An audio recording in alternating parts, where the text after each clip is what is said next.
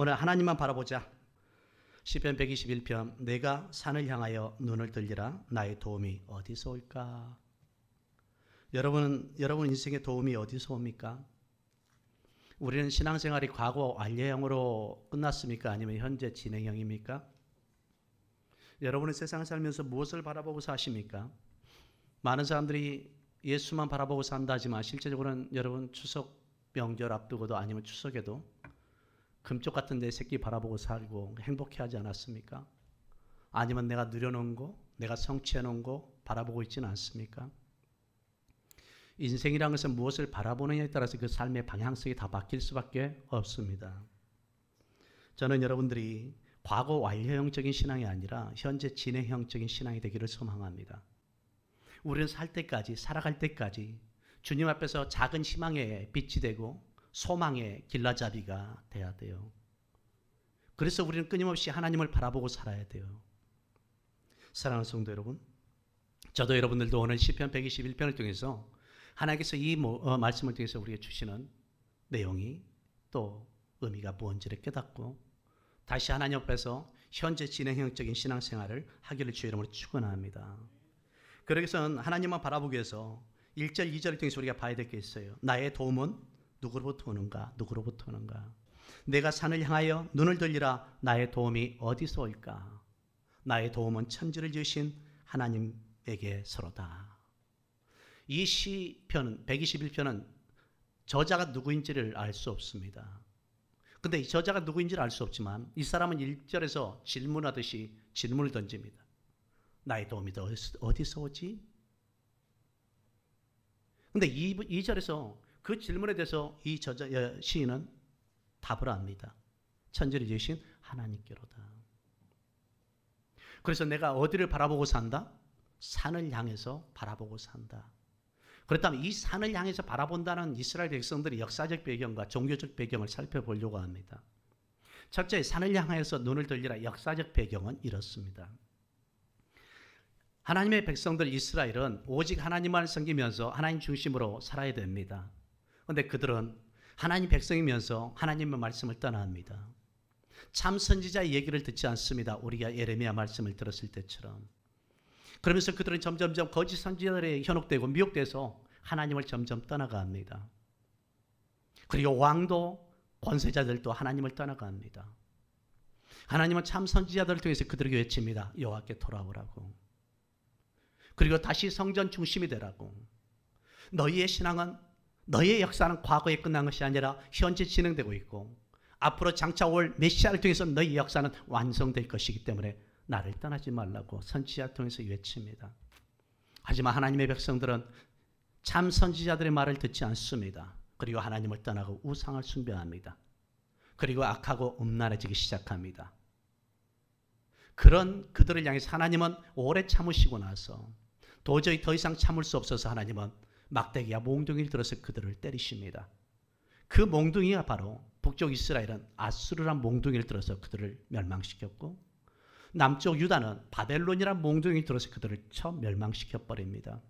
70년이 지났을 때 BC 주전 536년에 페르시아 왕이었던 고레스가 칙령을 내립니다.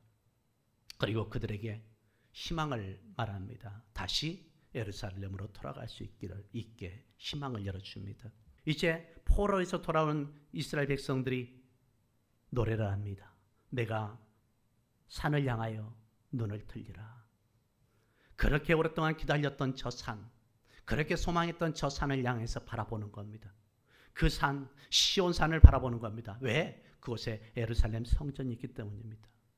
하나님의 임재의 자리가 있기 때문이고 하나님의 임재의 처소가 있는 그 산을 향해서 그들은 시선을 맞추고 걸어온 겁니다. 인고의 세월을 70년을 보냈습니다. 그리고 돌아오는 세월을 그들은 그 산을 바라보면서 기대 속에서 왔던 겁니다. 그러면서 그들이 저 멀리 보이는 산, 그 산을 향해서 눈을 들고 그 산을 바라보면서 찬양하면서 걸어오는 겁니다. 이제는 70년의 포로 생활을 지나면서 그들이 예루살렘으로 돌아오면서 뭐가 회복되고 있어요? 신앙이 회복되고 있음을 보여줍니다. 나의 도움은 하나님이시다. 어떤 하나님? 하늘과 땅을 지으신 하나님. 그들의 조상들이 고백했던 신앙 고백했던 그 하나님을 그들은 찬양하면서 걸어오고 있는 겁니다. 이것이 바로 이 시편 121편의 역사적 배경입니다. 두 번째는 종교적 배경을 우리가 살펴봐야 됩니다. 이스라엘 백성들은 절기가 되면 예루살렘으로 와서 그들이 뭘 드리냐면 제사를 지냈습니다. 특히 3대 절기 때는 그들이 예루살렘으로 성전에 와서 절기를 지켜야 됩니다. 그 중에 하나가 여러분이 아는 유월절, 그리고 맥주절, 오순절입니다. 77절이라고 장막절이라고 하죠. 그런데 오순절 때는, 유월절 때는 모두가 와야 됩니다. 유월절 때는 모두가 와야 되는데 예루살렘 성 가까이 사는 사람도 있지만 저 멀리 사는 사람도 있잖아요. 저 멀리 사는 사람들은 유월절에 절기를 지키기 위해서 어디를 향해서 와요? 시온산에 있는 예루살렘을 향해서 오는 겁니다. 그들이 예루살렘을 향해서 오면서 어떻게 하면서 오냐? 이 고백을 하면서 오는 거예요. 내가 산을 향하여 눈을 들리라. 나의 도움이 어디서 오나? 천지를 지으신 하나님께서로다. 이걸 고백하면서 묵상하면서 오는 거예요. 내 삶의 주인이신 하나님을 묵상하는 거예요. 내 인생의 주관자이신 하나님을 묵상하면서 그들이 그 걸음을 걸어가는 거예요. 그것이 시편 121편이에요. 이것이 종교적 배경이에요. 그 다음에 영적으로 우리는 어떻게 해야 될까요? 우리의 영적으로 바라볼 것은 무엇일까요? 정말 예루살렘 성을 바라보면서 살아야 될까요? 영적인 예루살렘 성전은 어딜까요? 예수 그리스도입니다. 우리는 예수 그리스도를 날마다 바라봐야 됩니다. 믿음의 주에 온전케 하신 예수 그리스도를 바라볼 수 있어야 됩니다. 사랑하는 성도 여러분, 우리는 뭘 보면서 인생을 살아가고 있나요? 이제 내가 바라보는 것을 잠시 내려놓고 여러분 다시 믿음의 자리에서, 신앙의 자리에서 예수 그리스도를 바라볼 수 있기를 소망합니다. 예수 그리스도를 바라보는 그 순간 그 주님이 우리에게 말씀해 주실 것입니다. 사랑의 눈으로 우리에게 말씀해 주실 것이고 인자한 말로 우리에게 말씀하실 것이고 뜨거운 가슴으로 우리를 안고 말씀해 주실 것입니다. 그분은 우리와 함께 해 주실 것입니다. 우리의 삶의 현장 속에, 인생의 현장 속에서 함께 해 주실 것입니다. 고난의 현장 속에서 함께 하실 것입니다. 절망의 현장 속에서 함께 하실 것입니다. 상처받은 현장 속에서 함께 해 주실 줄 믿습니다. 그분은 나의 작은 신음에도 응답해 주시고 나의 작은 신음을 예면하지 않으시는 분이십니다. 내가 눈을 들어 그분을 바라볼 수 있다면, 내가 눈을 들어 그분을 향해서 시선을 맞추고 초점을 맞출 수 있다면 그분은 우리를 예면하지 않으십니다. 두 번째 3절 4절 보십시오. 하나님은 언제 어디서나 나를 보호하시고 지켜주심을 믿으시기 바랍니다. 여호와께서 너를 실족하지 아니하게 하시며 너를 지키시는 이가 졸지 아니하시리로다. 이스라엘 지키시는 이는 졸지도 아니하시고 주무시지도 아니하시리로다. 할렐루야. 하나님은 언제나 어디서나 우리를 보호하시고 지켜주심을 믿으시기 바랍니다. 시편 55편 22절에 주님은 이렇게 말씀하십니다. 네 침을 여호와께 맡기라. 그가 너를 붙드시고 의인의 요동함을 영원히 허락하지 아니하리라. 사랑하는 성도 여러분, 나를 붙들어 주시는 그 주님, 나의 막대기가 되어주시고 나의 지팡이가 되어주시는 그 주님이 지금 말합니다. 사랑하는 내 아들아, 사랑하는 내 딸아, 네 침을 나에게 맡겨라. 5절 6절에 하나님은 어떤 하나님이냐? 우리가 하나님은 권능으로 나를 지켜주신다고 말합니다.